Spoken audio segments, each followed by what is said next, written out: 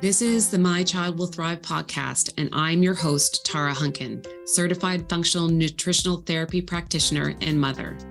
I am here to share with you the latest research, expert advice, parent perspectives, resources, and tools to help you on your path to optimizing the health and development for your child with ADHD, autism, sensory processing disorder, learning disabilities, or other neurodevelopmental disorders. My own experiences with my daughter, combined with as much training as I can get my hands on, research I can dig into, and conferences I can attend, have helped me to develop systems and tools for parents like you who feel overwhelmed trying to help their children. So sit back as I share another great topic to help you on your journey. A quick disclaimer.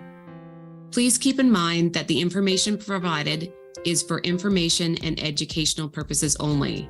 It is not intended to diagnose or treat your child and is not a substitute for working with a qualified practitioner.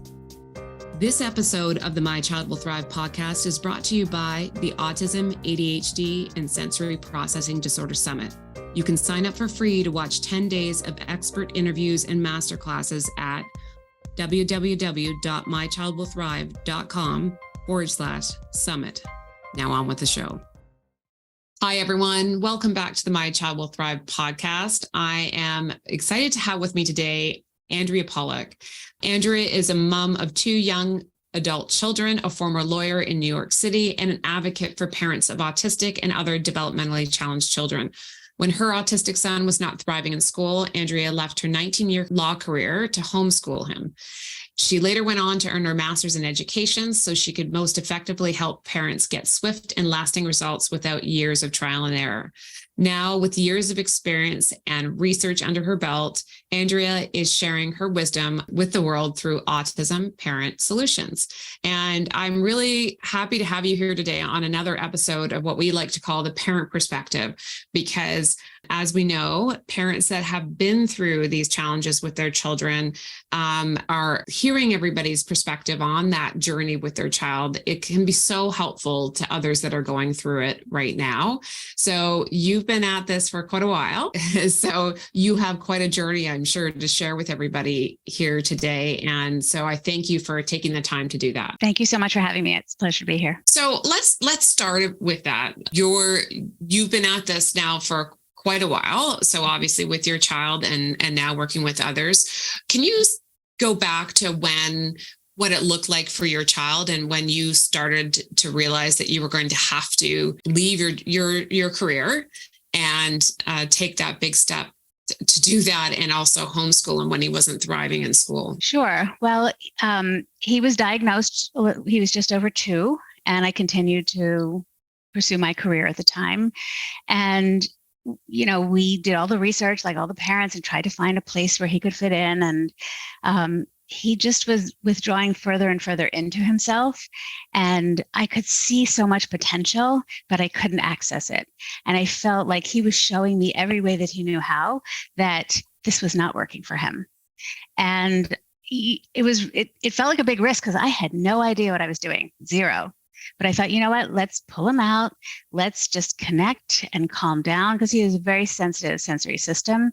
So being in a school full of other autistic children was very difficult for him. And I thought, let's bring him into the filter that was our home and let's figure it out together. So that's where we started. Yeah. So what did that, what was going through your mind? I mean, obviously you felt that was the only choice, but it's a really big decision to both quit a career, which, 19 years in law, to homeschool him. How did you come to that conclusion? Obviously he wasn't thriving, but was there a certain tipping point specifically that pushed you to that point? Yeah, it's a great question. I think part of it was when I saw what they were trying to teach him in school. They were trying to teach him, academic material, letters and numbers and vocabulary. And I thought, this child can't relate and communicate. So I felt like that's what I wanted. I felt like that was the foundation that was missing.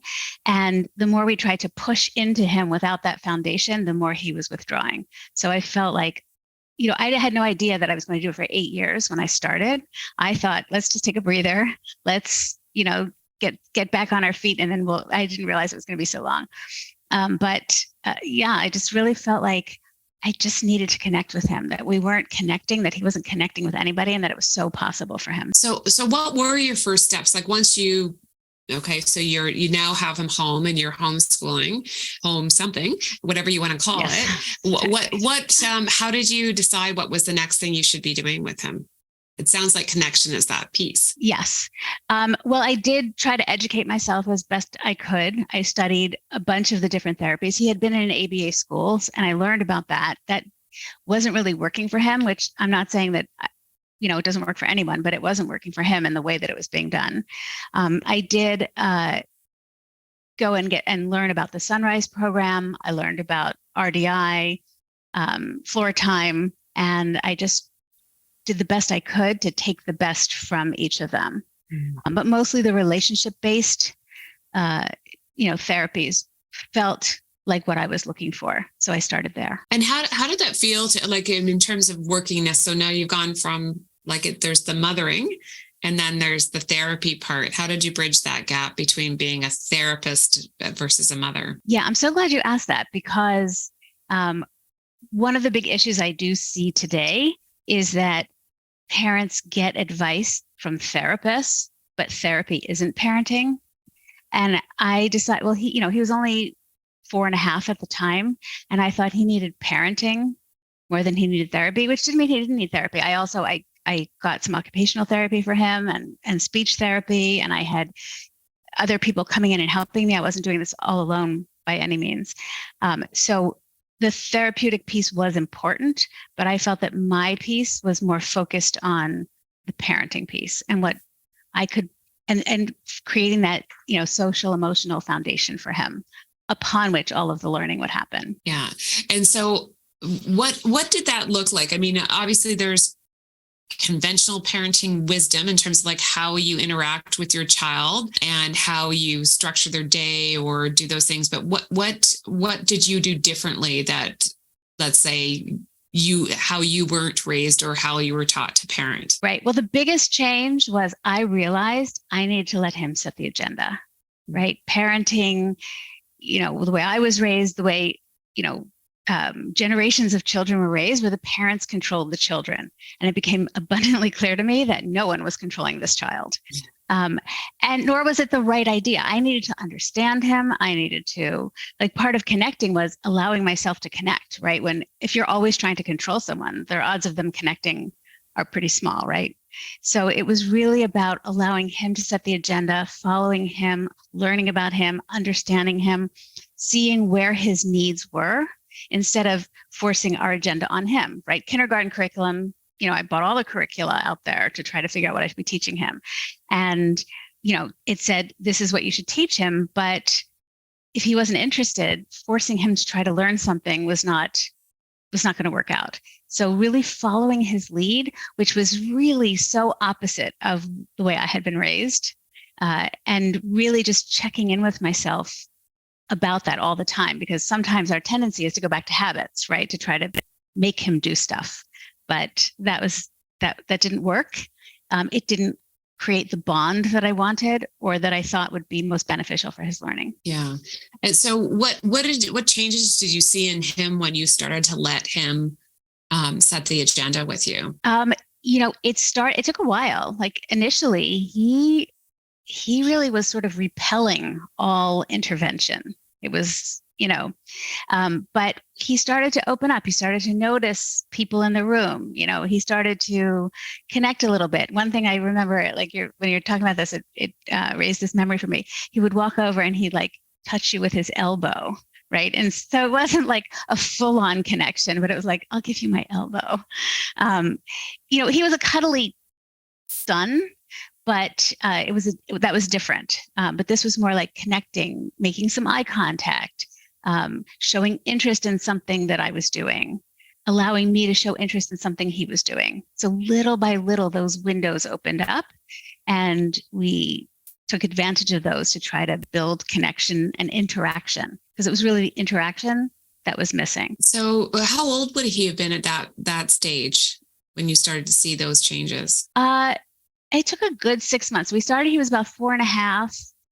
By 5, he was starting to, connect with humans. That's overstating it. He was a cuddly child, but he was very protective of his own bubble, I think I would say, because he was so sensitive. And he's sensitive to everybody's feelings, and he's sensitive to scent, and he's sensitive to noise. So I understand why he was protecting himself. And so the message we had to share, me and everybody else who helped me with the homeschooling and therapists and whoever else came into his life, was, we're safe. You can trust us. Come play. That's really interesting. It would be so much harder to accomplish that, especially in a group format, at least initially, until you can have that kind of connection with the kids. So I can see how being at home one-on-one would make a big difference that way. You mentioned that you had other therapies and therapists that you worked with during that period of time. Can you just mention which ones you did and how you felt they helped and that part of that process as well? Sure. I had occupational therapy, which, I knew he had a very sensitive sensory system, and I knew I had to learn about how to help him with that, what a sensory diet was, things like that. And also remember, this is 20 years ago. He's 24 now. So, the internet wasn't such a thing at the time. There wasn't that much available. So, it was as much to work with him, but also to help me educate myself about his needs and what was going on, why he was, the way he was, why he behaved the way he did. I had speech therapy, and they helped me with a lot of different areas. One of the therapies that was very helpful was prompt therapy, where they actually touched his face to help him form the sounds. And he liked it. He would actually take her hands sometimes and put them up to his face, because he enjoyed that feeling of success when he was able to do it better. And just other, understanding how speech was built, right? That helped me understand that as well. I had a floor time person who was amazing, and I learned a lot from her too. So again, she worked with him, but it was 1 hour a week. The greatest benefit was what I could learn from her as well, and then carry through. Yeah, it's really interesting. When my daughter was young, she had a lot of speech therapy, but the best program that we were involved in was what they do with the very young ones, which is teach the parents. Actually, parents go through a classroom program, and then they also then have the therapist come into your home and videotape what you're doing, and then review it with the class, so that everybody learns how to work with their children. Because as you know, you need to be doing these things pretty much every day.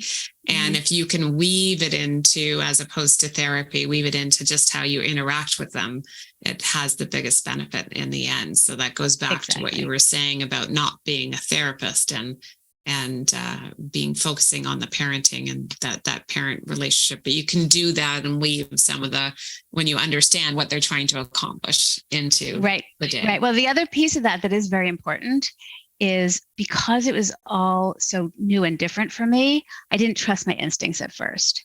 But as I learned these different things, I did learn to trust my instincts, which is really important for parents to learn, because not everything is going to work for every child. So you need to, as the parent, be objective and say, is this working? Is this not working? Is this helping? How can we tweak it? Because the therapists, they have their way of doing it. And it's not that they don't adjust it per child. They do. This is not anything against therapists. I love them. I'm very grateful for them. But it's more about, parents know their children best. So if a therapist is spending an hour or even 3 hours a week with your child, you have a different perspective on what's working. And it's a really important relationship then that you develop with the therapist. Yeah. So then that sort of brings a point of, do you have, so from this and all the years of doing it, do you have things that you can recommend to parents in terms of what to do and not to do with a therapist when you have that parent therapist relationship? Like, what best practices you've developed over the years in terms of working with someone? I think the first rule of thumb is be curious, right? Really try to understand, ask questions. Don't assume you know, but don't assume you don't know, right? So try as best you can to understand, to question, with the best intentions in mind, right? We don't want to come in like, trying to overrule things because we may not know. They may be doing something that really makes a lot of sense. We just can't see it because we're not educated in that. At the same time, letting something go that feels wrong, that I would say that was one of the mistakes I made for too long. I didn't trust myself enough, and I allowed things that felt wrong to persist. And over time, I learned how to really intervene in a way that was, again, a relationship. I wasn't trying to force anything with a therapist but it is about communication. It's about collaboration and being curious. Yeah. I'm a big supporter of, you have to always know why you're doing something, because if you know the why, then you can then apply some kind of critical thinking to whether or not it's appropriate. And you can at least ask the right questions to determine whether it's still appropriate or the right thing for your child at that particular point in time in their journey. Do you have an example of one of those times when you realized that you let something go, or that you were doing that you wish you had said, yeah, no, this isn't right for my child? Yeah. Well, some of the ABA practices, again, this isn't against all ABA. This is about how it was being done at the time with him. I just kept saying, this feels wrong. One of the things, so here's this very specific example. My son was a terrible sleeper, and he'd get up at like 4:00 in the morning.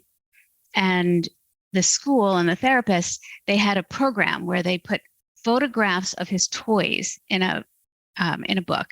And he was supposed to turn the page, look at the photograph, go get the toy off the shelf, play with it, put it back on the shelf, turn the page, get the next toy. And we would go through the whole thing. It would be like 4:20. You'd be like, okay, that didn't feel like play. There was nothing about that was fun for either of us. Like, what are we doing here? But I kept doing it because I was told to do it. And it seemed so therapeutic because it was such a thing I never could have dreamed of in my life, to put photographs of toys and call it play. So to me, it felt like, okay, this is so strange. It must be doing something good. But after a while, I was like, no, this is not right. Yeah, no, it is one of those things that you do develop that, or you probably have the guy, the instinct, but it's about trusting it as you go along.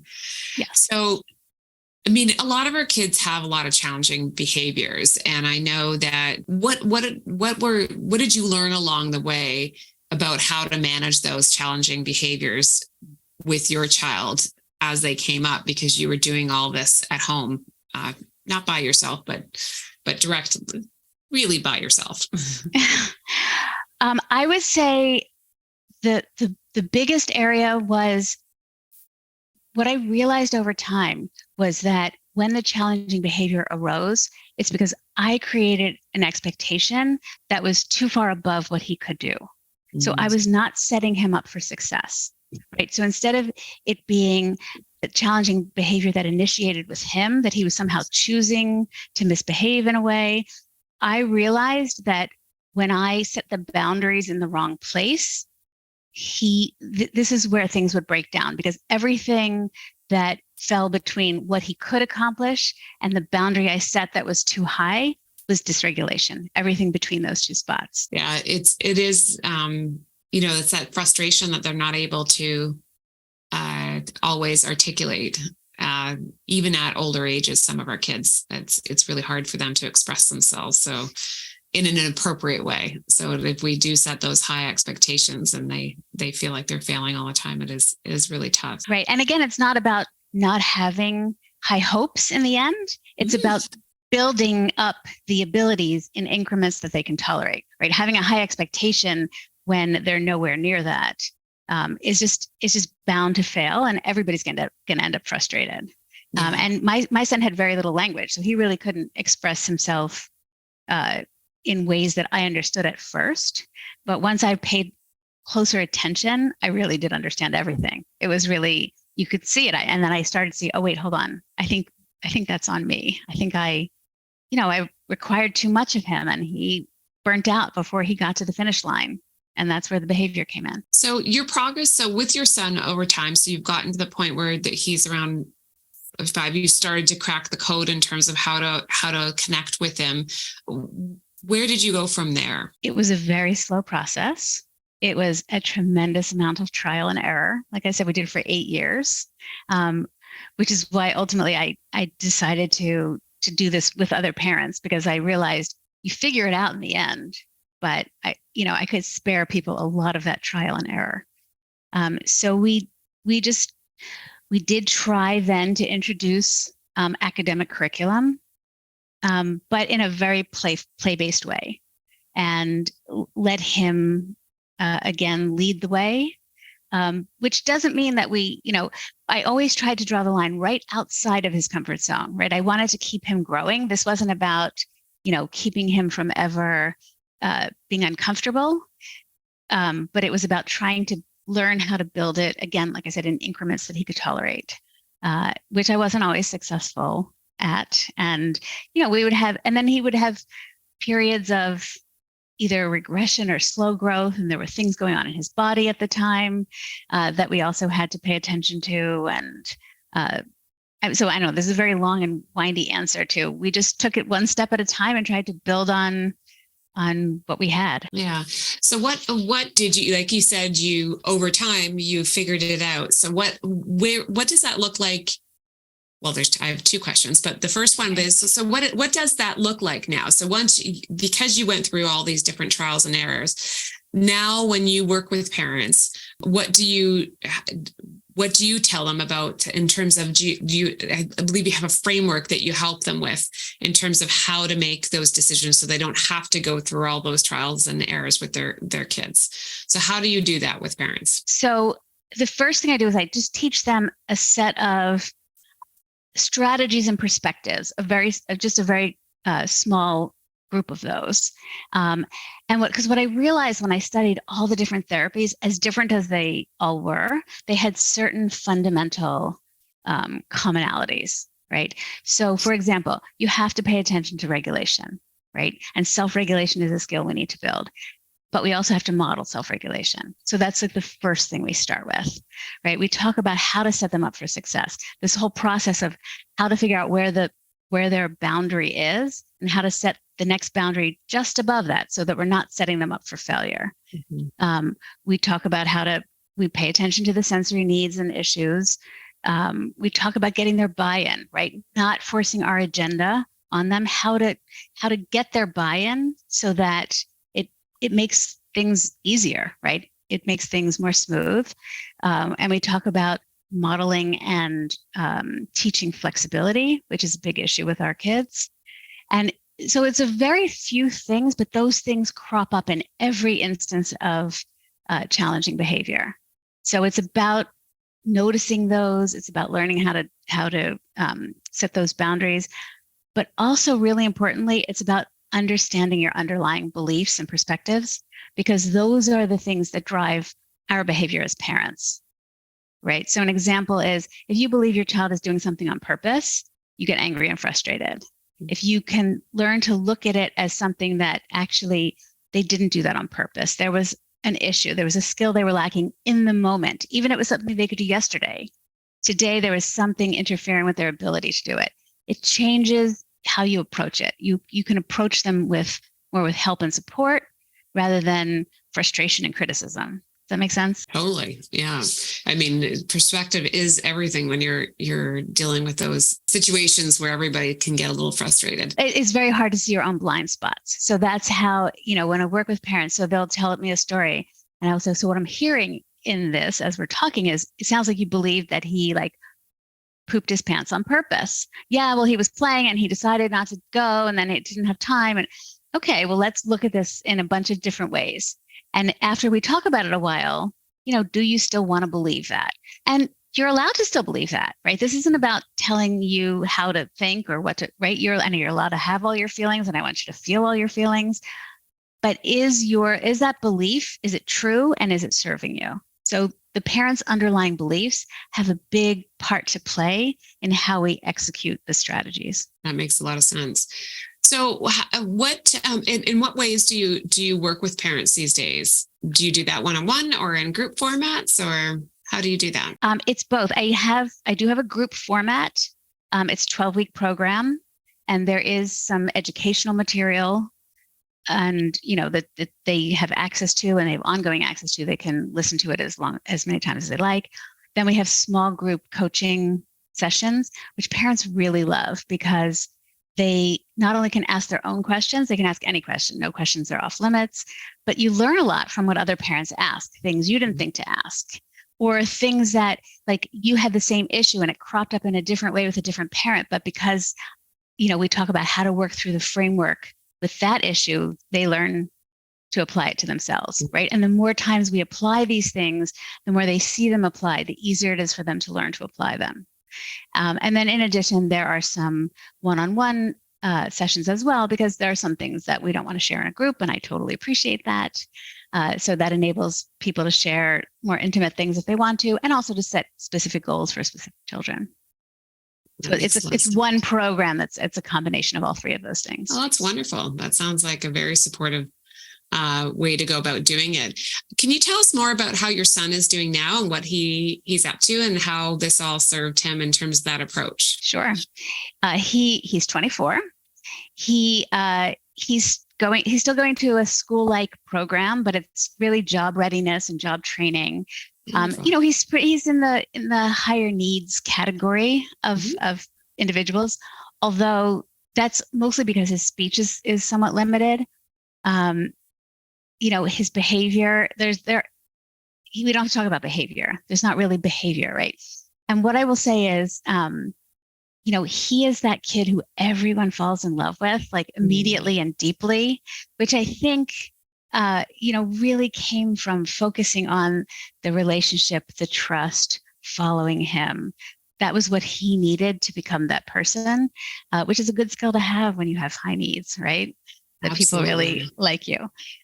So he has some jobs right now. He's working at the Cheesecake Factory, rolling silverware into napkins, and he likes that. He's working, the tags that they apply to clothing to keep you from stealing it in department stores.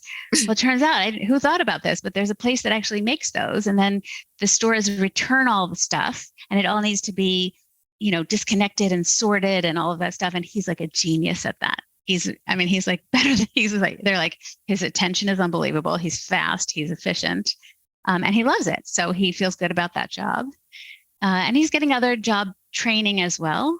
But he's happy. He said he has friends. He told me he's proud of his life. That's what he told me. Those are the words he used. That is amazing. So he is thriving. He's doing what every parent wants, right? So happy, enjoying himself and being successful. And that's really all we're working towards doing. So congratulations to him on that, and you for doing all that work. And I know, just as the same as you, is that there was very little information out there. And we were talking about it before, that now there's almost too much information, and making those decisions and figuring out how to pull those things together and deal with the day-to-day is so challenging for so many people now. So it's great to have a parent like yourself who's now been able to pull us together into a framework and a program that can support parents as they're going through these challenges with their children. Do you have a favorite story of someone that's in your program about what they've gained from working with you and going through your program that brings together all these learnings that you have? Oh, it's like picking a favorite child is really hard to pick a favorite. But I have a couple. I have kids who refused to go to school, like absolutely refused. And over time, we built it up. We found a good schooling situation, built it up, and now these kids are happily in school and they have friends. And, one of the young men has his first crush. And so that's a really, it sounds simple, but for that parent, it was not simple. It was, a big win. I have a little one who, when they started working with me, she had no language, no eye contact, she barely recognized people. And they kept telling her, she's severely autistic. She's probably never going to ABC, which I hate, I really hate that. And she started talking a little before her 4th birthday, and now she's talking in sentences, and she's bossing everybody around, and she has attitude, and she's amazing. So I love that. I have I have one mom who, she has 4 children, 2 of whom are autistic. And she just was like drowning and just was completely overwhelmed. And both of her autistic children are doing amazing. And then she was able to get a promotion at work because the overwhelm wasn't overtaking her life. So she was able to, make advances for the whole family. So those are just some examples. They're pretty great examples. Yeah. But like you said, it is sometimes, I guess, to some people that would seem small, but I think to the people that are listening, those all sound like really big things to them, because we know how hard everyone works, including the kids themselves and everyone around them, to get to that point. And I think we've all been in a state of overwhelm at one point or another. So it's really great to have a resource that can help us through that. Yeah. One thing I would add, though, is that is a common element that all the parents share is they enjoy parenting so much more. And that is a big part of my goal, because we should enjoy parenting, and our kids can feel it when we enjoy parenting. And loving the process is just, it just feels so good to everybody. It's good for the whole family. And I would say that all of my, the parents I work with do definitely increase their pleasure and enjoyment of parenting. Actually, that is also, I'm so glad that you said that, because a lot of people grieve the loss of what they thought parenting would be like when they have a child that is neurotypical in particular, because parenting can be a lot more challenging. But it's wonderful to find, again, a resource to help you find that joy and success in parenting, because part of that joy comes from feeling like your child is happier and doing well. I mean, really, that's all we all want. So the frustration typically comes from feeling like you're failing. And it's so when you have the right tools in place and the supports, each of those little successes are huge and need to be celebrated for sure. Thank you again, Andrea. It was really a pleasure to meet you and hear about your journey, which has been a long one with your son and how well he is doing now. It's always encouraging to hear these stories. And anybody that's actually, we'll be putting links in the show notes as well. But Andrea, why don't you tell people where they can find you, so that if they're looking for support in this way, that they can reach out to you themselves as well. Okay, thank you so much. So the best way would be to go to my website, which is autismparentsolutions.com. And if you go to the media page, so you can hit /media, or you can just find it on the homepage, it'll take you to a page where you have some choices. It has other places where I've appeared. You can listen to other places where I've had conversations or podcasts. But if you think that parent coaching is for you, just based on hearing our conversation, and you want to book a call and talk to me directly, you can go to autismparentsolutions.com/apply. But there's also a link on that media page. There's also a link to a 40-minute webinar, which, is more training. So if you want more resources, that's there. So hopefully you can find resources there that help you. And if you want to connect, feel free to book a call, and I'd love to speak with you, because I love this work. I love helping parents. That's wonderful. Thank you so much for your time today. And again, I encourage everybody to go to the show notes and get the links so that you can connect and follow Andrea's work as well, so you can learn more from her. We will talk to you all again very soon. And I look forward to seeing you on the next episode of the My Child Will Thrive podcast. Thanks, Andrea. Bye for now. Thank you. Thanks so much. Thanks for joining me today. If you've enjoyed this episode, please support us by subscribing and giving us a review on your podcast platform of choice. This is Tara Hunkin, and I'll catch you on the next episode of the podcast, or over at mychildwillthrive.com, where you can find articles and the free My Child Will Thrive toolkit too.